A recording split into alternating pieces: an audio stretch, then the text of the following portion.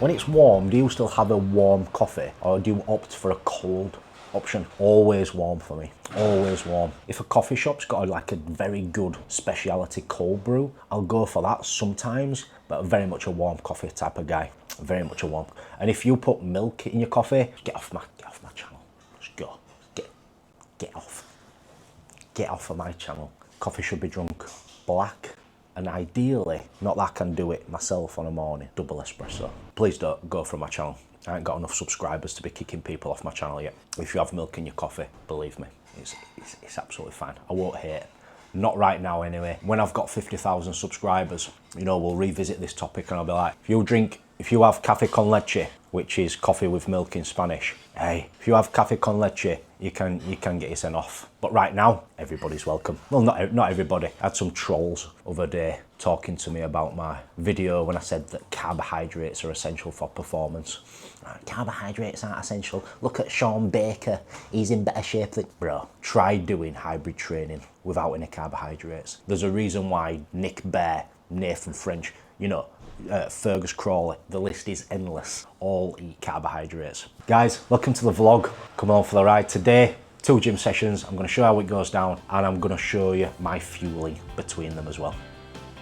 What you'll see from how I cook and all my meals is that they are incredibly easy to cook, straightforward, time efficient, and for me, taste great as well. I literally just put everything all in the same pan, put some water in, put a lid on, done.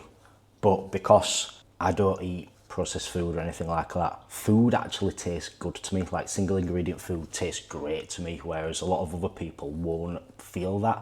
You know, they'll have a banana and be like, well, I don't taste of all. You know, they need a Twix or a Kit Kat or a Mars bar to make the taste buds feel like they've had something nice. Where, you know, I'm busy, I ain't got loads of time for everything in the same plan. And this is how I think 95% of people should cook. We're all busy. None of us have got a load of time. You don't need to be a Michelin star chef to get in great shape. And in fact, if your meals are always like that, that's probably where you're going wrong. If you can't get in great shape and your meals are always fancy, that's the problem. We've got some rice going in, gonna get some chicken in, gonna throw some spinach in as well, and then have some banana and a little bit of watermelon on the side. I did forget to say some sardines as well. Love me some sardines.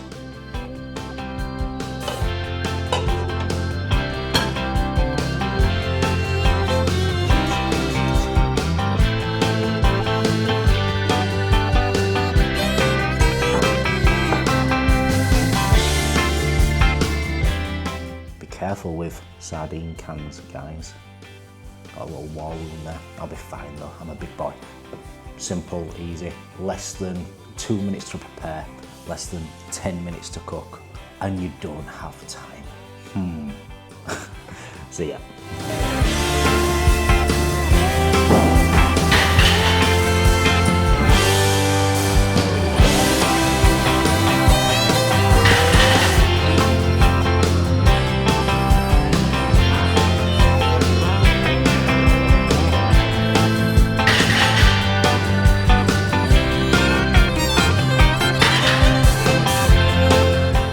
Shows a terrible Joy Switch gym. I've paid for the week as well.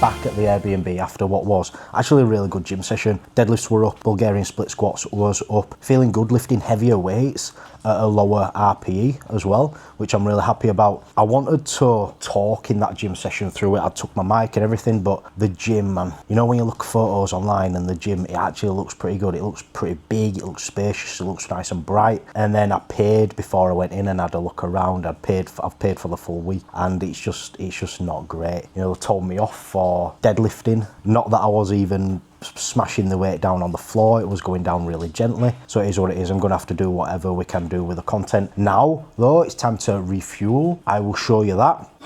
And that masterpiece is lunch. We have watermelon, We've got some white potato, some beetroot, some chicken or pollo in Spanish, I think. Yeah, and that's what's going down. So post-workout nutrition, if you are training later in the day, is a little bit more important. Try get something in as soon as you can after your training session. I honestly believe that a protein-rich and carbohydrate-rich meal post-session is going to be one of the best things you can do for building muscle tissue and recovering as well from the training session that you've just had. And if we can get that in as soon as possible afterwards, I think you're going to be in a better position. You know, if you're leaving yourself in a catabolic state post-gym session from not having any protein or anything like that, those gains that you've just made, they just pissed them down drain. So try your very best if you can within the hour to get a protein and carbohydrate meal in you. Where does the day go? I've just been putting together my school education platform for clients and doing the video recording for that, and it is now 4 p.m. So I'm gonna throw some honey down my neck, and then we're gonna go do upper mel de flores, honey from flowers, I believe.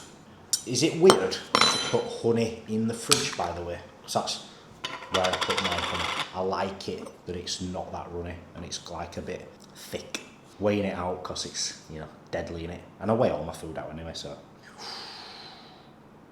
Ooh. How can some people not like honey? Weird. Weirdos.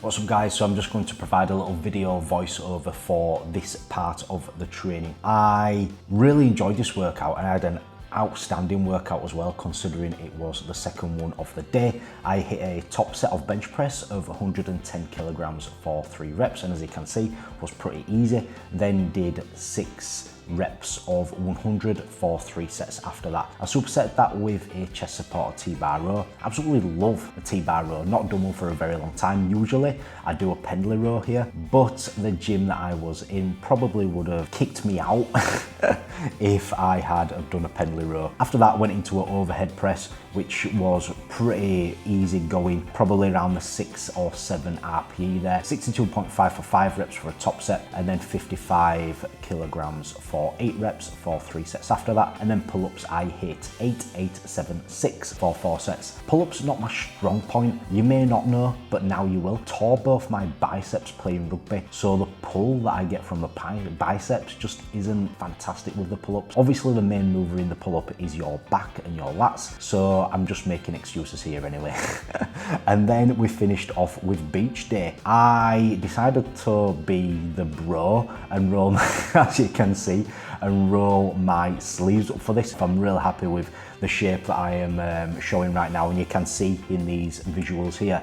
Just looking at my current shape compared to where I was at the start of the month to now, really happy. I'm going to continue this for another month and then we'll go into a nice slow build phase. But that is a little bit of a physique update, and that is the session wrapped up as well. Back from the gym, upper done, lower done, and now is time. Now it's time to eat. I must admit, tell you a little secret, I trimmed my tash a little bit this morning because every time I was eating anything, it was dipping into my tash and it was just becoming a bit of a mess. I feel like I should be using some mustache oil though, so if anybody has any recommendations, please let me know, because I'm new to this. I'm new to the tash game and I want to level up. If you have any recommendations for tash oil, guess beard oil, same shit, let me know.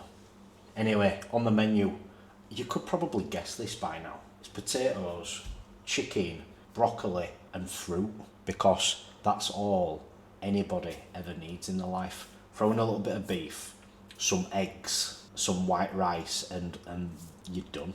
Beetroot, that's literally it.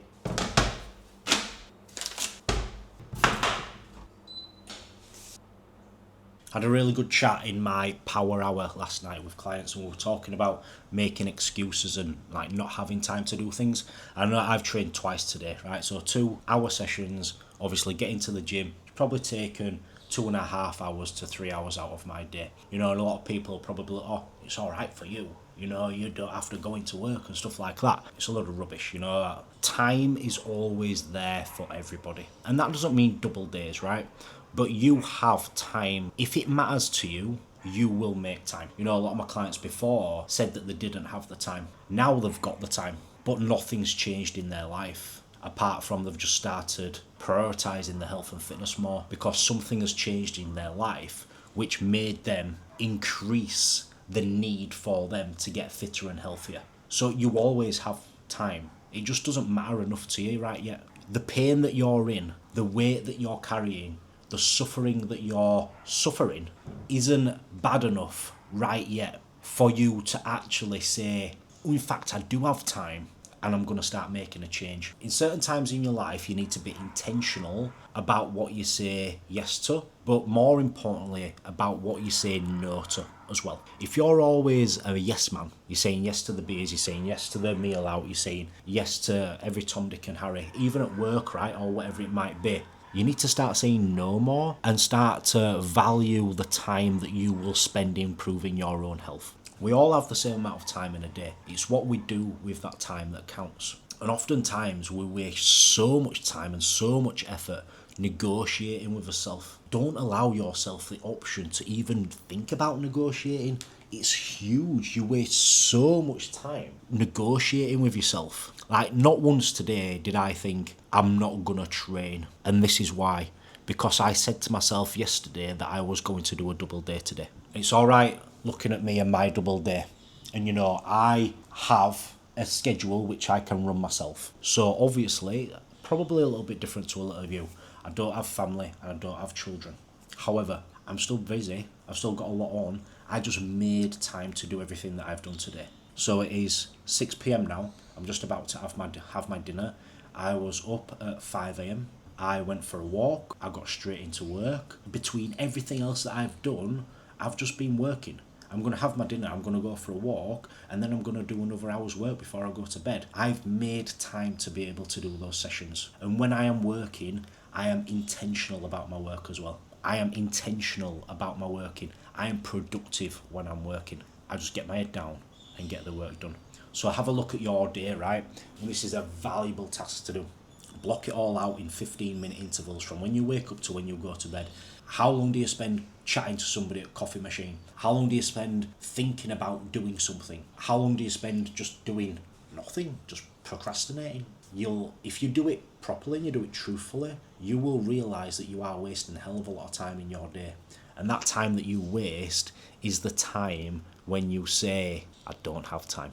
That's the time when you should and you could be working on you. A little bit of a raw talk / rant to finish this vlog this week. But I hope it helps. The things that I do, the things that I'm saying here, the sessions that I'm doing, everything that I'm documenting for you is hopefully to provide you some inspiration and some motivation and some knowledge to be able to build a life and a body that you love. So I hope it helps. And if it does help, I would love it if you wouldn't mind dropping me a like, dropping me a subscribe, put a comment below, because it helps me more than you could ever imagine.